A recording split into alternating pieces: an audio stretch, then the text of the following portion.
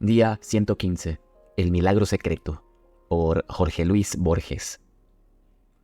La noche del 14 de marzo de 1939, en un departamento de la Seltnergasse de Praga, Jaromír Ladič, autor de la inconclusa tragedia Los enemigos, de una vindicación de la eternidad y de un examen de las indirectas fuentes judías de Jacob Boehme, soñó con un largo ajedrez. No lo disputaban dos individuos, sino dos familias ilustres. La partida había sido entablada hace muchos siglos. Nadie era capaz de nombrar el olvidado premio, pero se murmuraba que era enorme y quizá infinito. Las piezas y el tablero estaban en una torre secreta. Jaromír, en el sueño, era el primogénito de una de las familias hostiles. En los relojes resonaba la hora de la impostergable jugada. El soñador corría por las arenas de un desierto lluvioso y no lograba recordar las figuras ni las leyes del ajedrez. En ese punto se despertó. Cesaron los estruendos de la lluvia y de los terribles relojes. Un ruido acompasado y unánime, cortado por algunas voces de mando, subía de la Seltnergasse. Era el amanecer. Las blindadas vanguardias del Tercer Reich entraban en Praga. El 19, las autoridades recibieron una denuncia. El mismo 19, al atardecer, Jaromír Ladič fue arrestado. Lo condujeron a un cuartel aséptico y blanco en la ribera opuesta del Moldau. No pudo levantar uno solo de los cargos de la Gestapo. Su apellido materno era Jaroslavsky. Su sangre era judía. Su estudio sobre Bohème era judaizante. Su firma dilataba el censo final de una protesta contra el Anschluss. En 1928 había traducido el Sefer Yetzirah para la editorial Hermann Barsdorf. El efusivo catálogo de esa casa había exagerado comercialmente el renombre del traductor. Ese catálogo fue hojeado por Julius Roth, uno de los jefes en cuyas manos estaba la suerte de Ladič. No hay hombre que, fuera de su especialidad, no sea crédulo. 2 o 3 adjetivos en letra gótica bastaron para que Julius Roth admitiera la preeminencia de Ladič y dispusiera que lo condenaran a muerte. Se fijó el día 29 de marzo, a las 9 a.m. Esa demora, cuya importancia apreciará después el lector, se debía al deseo administrativo de obrar impersonal y pausadamente, como los vegetales y los planetas. El primer sentimiento de Ladič fue de mero terror. Pensó que no lo hubieran arredrado la horca, la decapitación o el degüello, pero que morir fusilado era intolerable. En vano se redijo que el acto puro y general de morir era lo temible, no las circunstancias concretas. No se cansaba de imaginar esas circunstancias. Absurdamente, procuraba agotar todas las variaciones. Anticipaba infinitamente el proceso, desde el insomne amanecer hasta la misteriosa descarga. Antes del día prefijado por Julius Roth, murió centenares de muertes, en patios cuyas formas y cuyos ángulos fatigaban la geometría, ametrallado por soldados variables, en número cambiante, que a veces lo ultimaban desde lejos, otras desde muy cerca. Afrontaba con verdadero temor, quizá con verdadero coraje, esas ejecuciones imaginarias. Cada simulacro duraba unos pocos segundos. Cerrado el círculo, Jaromír interminablemente volvía a las trémulas vísperas de su muerte. Luego reflexionó que la realidad no suele coincidir con las previsiones. Con lógica perversa, infirió que prever un detalle circunstancial es impedir que éste suceda. Fiel a esa débil magia, inventaba, para que no sucedieran, rasgos atroces. Naturalmente, acabó por temer que esos rasgos fueran proféticos. Miserable en la noche, procuraba afirmarse de algún modo en la sustancia fugitiva del tiempo. Sabía que éste se precipitaba hacia el alba del día 29. Razonaba en voz alta: ahora estoy en la noche del 22. Mientras dure esta noche, y 6 noches más, soy invulnerable, inmortal. Pensaba que las noches de sueño eran piletas hondas y oscuras en las que podía sumergirse. A veces anhelaba con impaciencia la definitiva descarga que lo redimiría, mal o bien, de su vana tarea de imaginar. El 28, cuando el último ocaso reverberaba en los altos barrotes, lo desvió de esas consideraciones abyectas la imagen de su drama Los enemigos. Ladič había rebasado los 40 años. Fuera de algunas amistades y de muchas costumbres, el problemático ejercicio de la literatura constituía su vida. Como todo escritor, medía las virtudes de los otros por lo ejecutado por ellos y pedía que los otros lo midieran por lo que vislumbraba o planeaba. Todos los libros que había dado a la estampa le infundían un complejo arrepentimiento. En sus exámenes de la obra de Bohème, de Abnesra y de Flood, había intervenido esencialmente la mera aplicación. En su traducción del Sefer Yetzirah, la negligencia, la fatiga y la conjetura. Juzgaba menos deficiente, tal vez, la vindicación de la eternidad. El primer volumen historia las diversas eternidades que han ideado los hombres, desde el inmóvil ser de Parménides hasta el pasado modificable de Hinton. El segundo niega, con Francis Bradley, que todos los hechos del universo integran una serie temporal. Arguye que no es infinita la cifra de las posibles experiencias del hombre y que basta una sola repetición para demostrar que el tiempo es una falacia. Desdichadamente, no son menos falaces los argumentos que demuestran esa falacia. Ladik solía recorrerlos con cierta desdeñosa perplejidad. También había redactado una serie de poemas expresionistas. Estos, para confusión del poeta, figuraron en una antología de 1924 y no hubo antología posterior que no los heredara.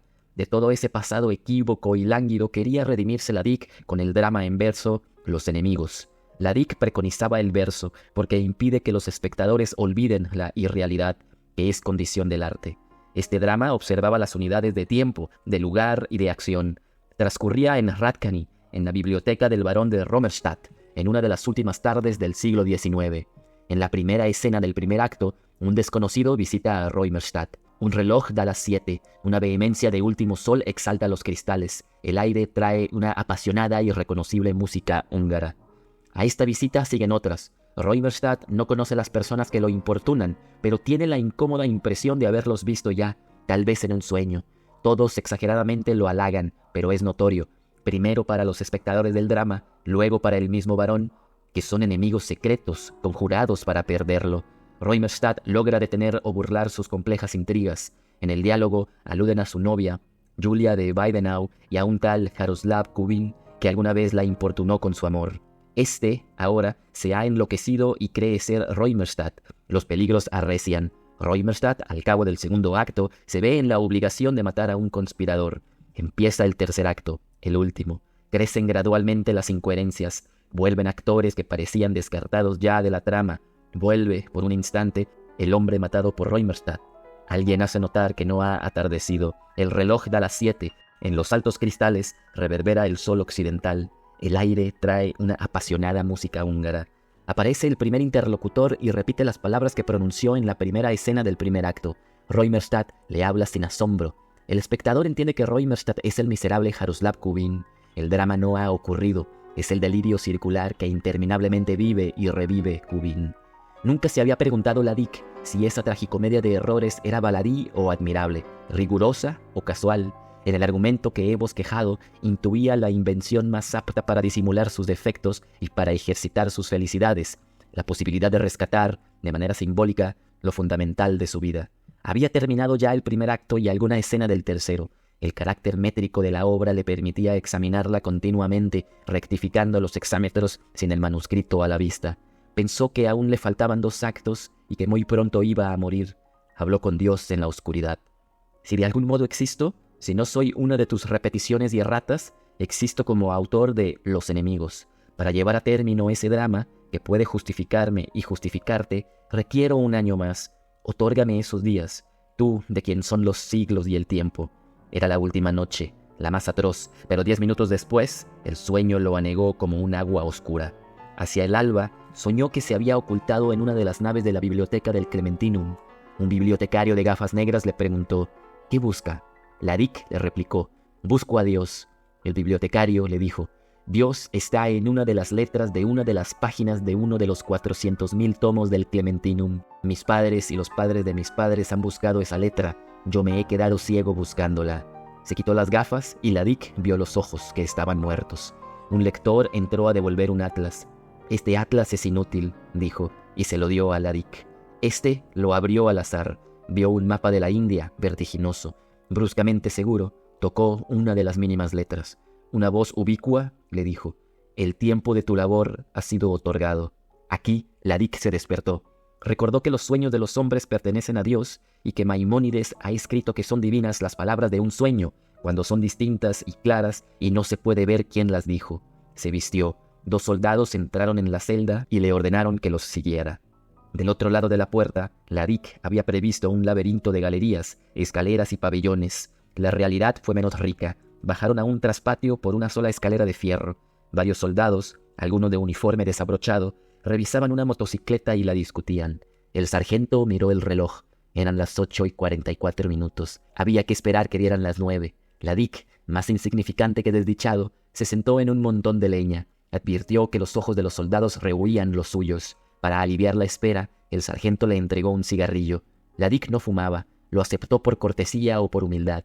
Al encenderlo, vio que le temblaban las manos. El día se nubló. Los soldados hablaban en voz baja como si él ya estuviera muerto. Vanamente procuró recordar a la mujer cuyo símbolo era Julia de Weidenau. El piquete se formó, se cuadró. Ladik, de pie contra la pared del cuartel, esperó la descarga. Alguien temió que la pared quedara maculada de sangre. Entonces le ordenaron al reo que avanzara unos pasos. Ladik, absurdamente, recordó las vacilaciones preliminares de los fotógrafos. Una pesada gota de lluvia rozó una de las sienes de Ladik y rodó lentamente por su mejilla. El sargento vociferó la orden final. El universo físico se detuvo. Las armas convergían sobre Ladik, pero los hombres que iban a matarlo estaban inmóviles. El brazo del sargento eternizaba un ademán inconcluso. En una baldosa del patio, una abeja proyectaba una sombra fija. El viento había cesado, como en un cuadro. Ladik ensayó un grito, una sílaba, la torsión de una mano. Comprendió que estaba paralizado. No le llegaba ni el más tenue rumor del impedido mundo. Pensó, estoy en el infierno, estoy muerto. Pensó, estoy loco. Pensó, el tiempo se ha detenido. Luego reflexionó que en tal caso también se hubiera detenido su pensamiento. Quiso ponerlo a prueba. Repitió, sin mover los labios, la misteriosa cuarta égloga de Virgilio. Imaginó que los ya remotos soldados compartían su angustia. Anheló comunicarse con ellos. Le asombró no sentir ninguna fatiga, ni siquiera el vértigo de su larga inmovilidad. Durmió al cabo de un plazo indeterminado. Al despertar, el mundo seguía inmóvil y sordo. En su mejilla perduraba la gota de agua. En el patio, la sombra de la abeja, el humo del cigarrillo que había tirado, no acababa nunca de dispersarse. Otro día pasó antes que Ladik entendiera. Un año entero había solicitado de Dios para terminar su labor. Un año le otorgaba su omnipotencia. Dios operaba para él un milagro secreto. Lo mataría el plomo germánico en la hora determinada, pero en su mente un año transcurría entre la orden y la ejecución de la orden. De la perplejidad pasó al estupor, del estupor a la resignación, de la resignación a la súbita gratitud. No disponía de otro documento que la memoria. El aprendizaje de cada exámetro que agregaba le impuso un afortunado rigor que no sospechan quienes aventuran y olvidan párrafos interinos y vagos. No trabajó para la posteridad ni aun para Dios, de cuyas preferencias literarias poco sabía.